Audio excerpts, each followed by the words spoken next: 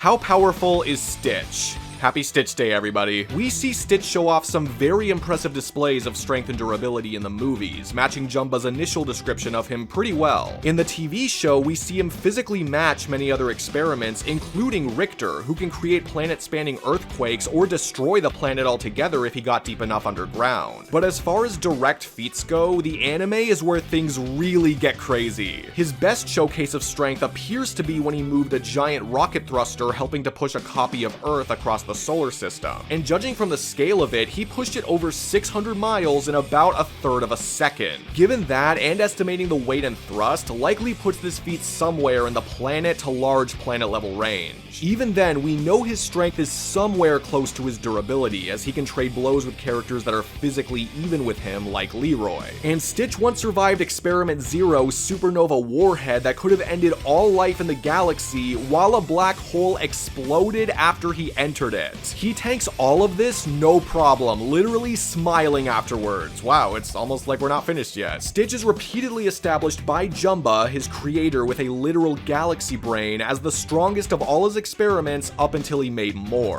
Jumba's 600 series aliens, which Stitch is a part of, were built with galactic implications, like Holio, who can manifest a black hole that will just suck up matter until there's nothing left, and at least 2 experiments that can take out the universe instantly. And we know Stitch had to fight and beat all of his cousins while they were evil to reform them, so this hierarchy does seem pretty clear. Insane, but clear. This would be the maximum possible range for base Stitch.